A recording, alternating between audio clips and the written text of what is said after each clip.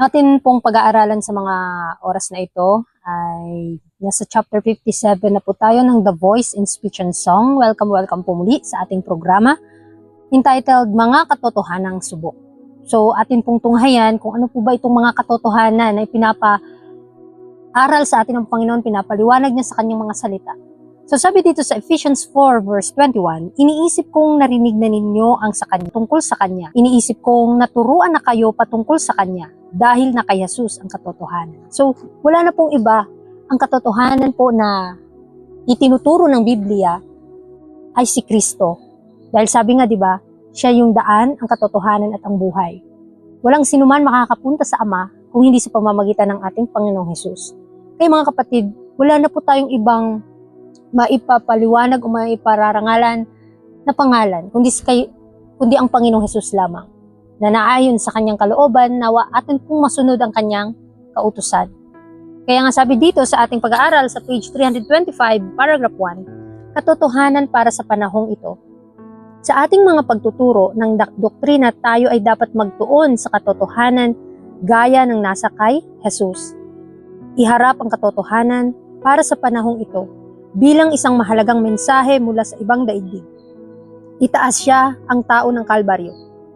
Lumapit sa ganap na pagtalaga tungo sa mas banal na lupa at patuloy pang mas banal. Ipangaral ang katotohanan na may kapangyarihan ng Diyos na bumababa mula sa langit. Hayaan nating ang katotohanan ay umangkin sa espiritual na bahagi ng ating pagkatao at sa gayon ang agos ng banal na kapangyarihan ay maipasa sa mga taong ating kinakausap. Tandaan ninyo na kailangan ninyo ang higit na pananampalataya. Napakaliit ng ating pananampalataya. So dito mga kapatid, makikita natin at mapapansin natin na kailangan nakafocus tayo sa katotohanan na ipinapaliwanag ng Panginoon sa atin, na ibinigay niya sa atin, na nawa atin pong malakaran.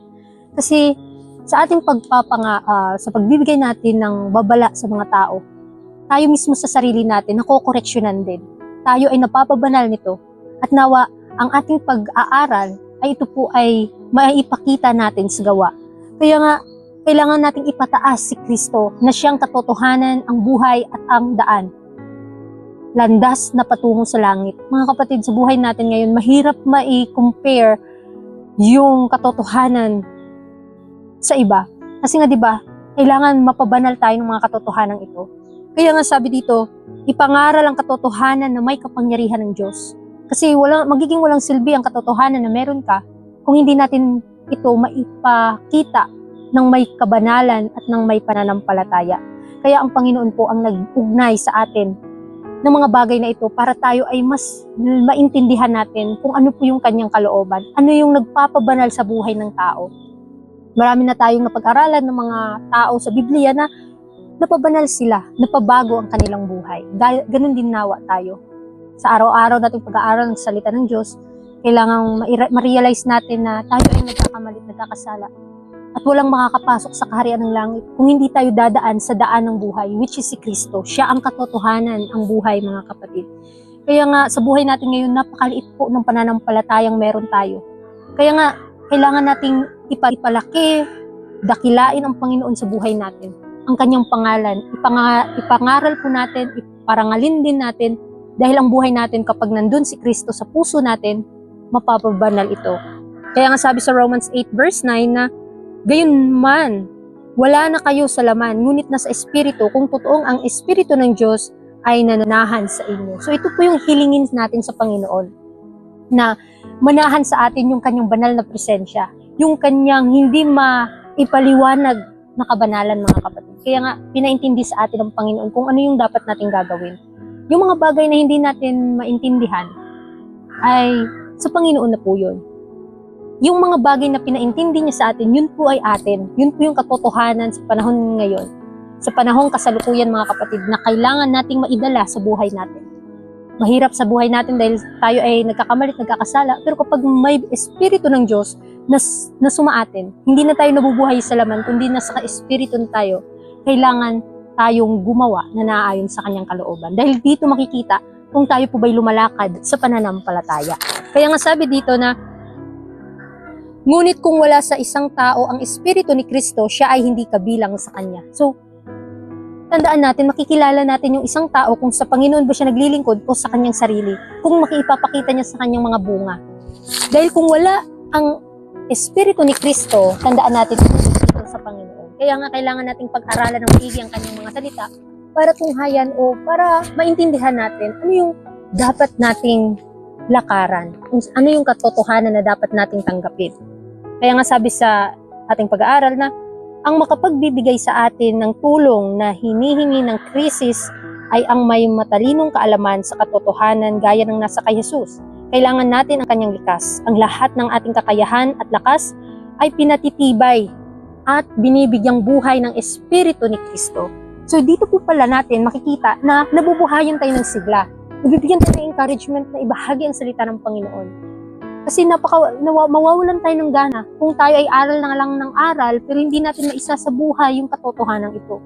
Magiging parang mawawalan na tayo ng lakas na gumawa na naayon sa kanyang kalooban. Ngunit kapag may Espiritu ng Panginoon na gumawad sa atin na tayo lumalakad sa pananampalataya sa pamamagitan ng kanyang Espiritu Santo, mga kapatid, napatutunghayan natin dito na magbibigay sa atin ng tulong panahon ng krisis. Panahon ng tagutom, hindi tagutom sa tinapay ni kauhaw sa tubig, kundi tagutom sa salita ng Diyos. Nawa, marami na po tayong iimbak sa ating isipan ng mga katotohanan para tayo po ay lumago sa kaunawaan, lumago sa katwiran ng Panginoon. Kasi ito lamang po yung ating tanging kailangan, tanging pag-asa na mapanghawakan ang katotohanan, na maipakita sa buhay natin yung katotohanan na ito. Hindi madali mga kapatid, pero tandaan natin, ang lahat ng bagay nasa proseso. Lahat ng bagay, huwag nating mamadaliin. Dahil ang Panginoon meron siyang timetable na alam niya ang paano pabanalin ang isang tao. Tayo mismo na nag-aaral ng salita ng Panginoon, paano mapapabanal ng Panginoon yung buhay natin. Sa kadami-daming pagsubok na ating pinagdadaanan, merong ganti ang Panginoon according sa mga gawa na iyong pinapakita. Kaya kailangan tayo gumawa na may pananampalataya na ito'y nagpapabanal sa kaluluwa. Kaya nga sabi pa dito na mensahe ng ikatlong anghel, ang kasalukuyang katotohanan, ang natatanging mensahe na ibinigay sa ating mundo, maging ang mensahe ng ikatlong anghel ay sumasaklaw sa isang napakalawak na larangan na naglalaman ng mga kayamanang makalangit. Walang sinuman ang may dahilan upang magsabi, wala na akong anumang pakikialam sa mga natatanging mensaheng ito. Ipangangaral ko na lamang si Kristo. Walang sinuman ang maaring mangaral tungkol kay Kristo at iharap ang katotohanan gaya ng nasa kay Jesus, maliban kung ihaharap niya ang mga katotohanang dapat dalhin sa mga tao sa kasalukuyang panahon. Samantalang ang napakahalagang mga kaganapan ay nagaganap. So kailangan kapag pinaliwanag natin ang katotohanan sa ibang tao, kailangan talagang ipakita natin yung ugali ni Kristo sa buhay natin, mga kapatid. Kasi ito po yung talagang tanging paraan para maging successful tayo sa paggawa. At napag-aralan din natin dito na ang mensahe ng ikatlong anghel, magniningning po ito sa buhay ng mga tagasunod ng Panginoon. At may papakita po ito sa kanilang mga gawa. Kasi ang kapangyarihan po ng Ebanghelyo ay talagang makikita sa gawa ng tao. Sa gawa mismo ng mga tagasunod niya. Kaya huwag po tayong taga-angkin lang. Kailangan maipakita po natin, ipanalangin natin sa Panginoon na hindi lang tayo taga-bahagi, hindi lang tayo taga-share, kundi kailangan tagatupad din tayo ng kanyang mga salita. Dahil ito po yung pinaka-epektibong paraan para tayo ay mapabanal, para tayo ay madalisay ang ating buhay. Kaya nga, walang sinuman ang maaaring mangaral tungkol kay Kristo at iharap ang katotohanan gaya ng nasa kay Jesus, maliban kung ihaharap niya ang mga katotohanang dapat dalhin sa mga tao sa kasalukuyang panahon. So ano po ba itong katotohanan sa ating panahon ngayon na tinatawag na present truth? Ang third angel's message, ito po yung presenting katotohanan na dapat nating ipangaral sa buong mundo. Kung ano po yung mga kaganapan na nagaganap sa mundo, mababalaan po natin ang mga tao na sila po ay maihanda sa darating na krisis, sa darating na Sunday law, mga kapatid. Kaya nga mga kapatid, maging aware na po tayo, pag-aralan pa po natin ang mga katotohanan na ito. Parang hindi na tayo mawala ng sigla, hindi tayo parang nakakarinig lang pero hindi na natutupad. Kaya nga kailangan maitupad natin. Ipanalangin natin sa Panginoon na bigyan tayo ng kasigasigan na tuparin ang katotohanan na naayon sa kanyang kalooban. Kaya nga sabi sa John 16 verse 12, maraming mga bagay akong sasabihin sa inyo, subalit hindi ninyo nauunawaan ang mga ito sa ngayon. So ito po yung sinabi ng ating Panginoon sa kanyang mga disipulo. na iniwan sila ng Panginoon sa kanyang physical na katawan at igagawad sa kanila ang banal na espiritu ng Panginoon, ay maraming mga bagay na nais na ibahagi ang Panginoon sa kanila pero hindi pa nila mauunawaan ngayon dahil maraming mga prophecy sa Biblia na ipinapaliwanag na sa panahon natin na hindi pa ipinaliwanag noon. Kaya ngayon mga kapatid, intindihin po natin yung mga bagay na atin pong pinanghahawakan na katotohanan. Huwag tayo agad na naniniwala sa mga bagay-bagay, kundi tayo mismo sa sarili natin, atin pong itong pag-aralan. Kaya nga sabi dito na mga karaniwang katotohanan muna. Nagsalita si Jesus sa harap ng mga Pariseo at Sadusyo sa mga katalinghaga. Sabi pa dito, tinatakpan ang linaw ng katotohanan sa pamamagitan ng mga simbolo at larawan sapagkat gagamitin nila ng mali ang mga katotohanan kanyang inilahad sa kanila. Ngunit sa kanyang mga alagad ay nagsalita siya ng malinaw. Dapat tayong matuto mula sa pamamaraan ng pagtuturo ni Kristo at maging maingat na huwag isarado ang mga tenga ng mga tao sa pamamagitan ng pagpapahayag ng mga katotohanan kapag hindi lubos na ipaliwanag ay hindi pa nila kayang tanggapin. Ito mga kapatid, ito yung pinakamatindi.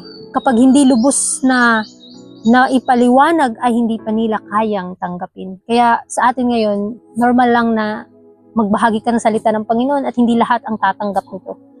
That's normal mga kapatid kasi sa panahon noon, mga karaniwang katotohanan kailangang maipaliwanag. Mga salita ng Diyos ay dapat iharap sa mga tao, maniwala sila o hindi. May panahon ka o wala, ibahagi mo. Kaya nga sabi sa John 16 verse 12, yun na nga, sabi dito na maraming mga bagay akong sasabihin, subalit hindi ninyo nauunawaan. Maraming mga bagay na sasabihin ng Panginoon, pero hindi pa nila naunawaan. Kaya ngayon mga kapatid, ipinaliwanag na sa atin ng Panginoon yung dapat nating lalakaran. Si Kristo na anak ng Diyos, ang dapat nating ipahayag sa buhay natin para maging epektibo tayong manggagawa ng Panginoon. Tandaan na sa proseso po ang lahat. Kaya sabi dyan, ang mga katotohanan ng ating pinaniniwala ang magkakasama ay dapat munang pagtuunan ng pansin upang makamtan ang pagtitiwala ng mga nakikinig. Pagkatapos habang naihahatid na ng maayos ang mga tao, maaari tayong sumulong sa dahan-dahan sa mga bagay na inihaharap, napakalaking karunungan ang kailangan sa pagpapahayag ng hindi popular na katotohanan sa mga taong may kinikilingang pananaw sa pinakamaingat na paraan upang magkaroon tayo ng daan patungo sa kanilang mga puso. So ito po yung lagi nating tandaan. Kailangan mabigyan muna natin ng katotohanan ng mga tao at bigyan natin ng daan patungo sa kanilang puso para hindi mahirap na tanggapin nila ang katotohanan. Gaya na lang pag mag-health lecture ka or ang mga taong may karamdaman, mabilis silang makakatanggap ng katotohanan kasi uhaw na uhaw sila sa kanilang physical at spiritual na buhay.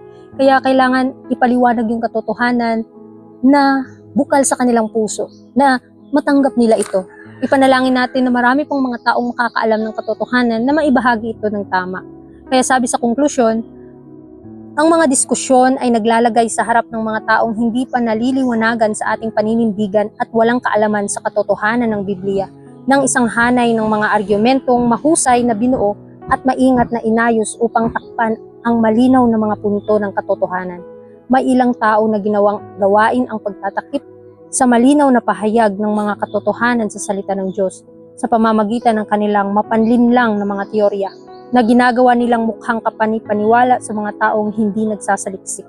So kailangan tayo mga tao, kailangan saliksikin natin yung salita ng Diyos dahil maraming mga tao ngayon na naniniwala lang sila basta-basta, hindi na nagsasaliksik. Kaya ang mga diskusyon na ito, mga pag-aaral na ito ay kailangang mailagay sa harap ng mga taong hindi pa naliliwanagan sa ating paninindigan. Hindi pa nila maintindihan yung katotohanan na meron ka. Kaya kailangang ibahagi mo ito ng may pag-ibig, na may karakter ni Kristo, na may espiritu ng Diyos para po ay maging epektibo pong mapabanal ang buhay ng tao. Huwag nating pilitin. Kung anumang merong katotohanan na hawak mo, kung ibahagi mo ito, huwag mong pilitin sa tao ang katotohanan ito, kundi kailangan mong dalhin sa buhay mo na nanaayon sa kanyang kalooban. Kaya sa ating pag-aaral ngayon, nawa kahit may mga taong hindi nila agad naintindihan, kailangang ipanalangin natin sa Panginoon na malakaran natin ito sa ating mismong buhay bago natin may bahagi sa mga tao upang tayo ay maging magpatuloy, upang tayo ay maging karapat-dapat na sumulong sa gawain ito. Kaya maraming salamat Panginoon mga kapatid sa inyong pong pakikinig sa ating pag-aaral ngayon sa The Voice in Speech and Song. Nawa maibahagi po natin ng tama, ng malinaw ang mga katotohanan na ayon sa kanyang banal na kalooban. Purihin ang Panginoon and God bless sa ating lahat.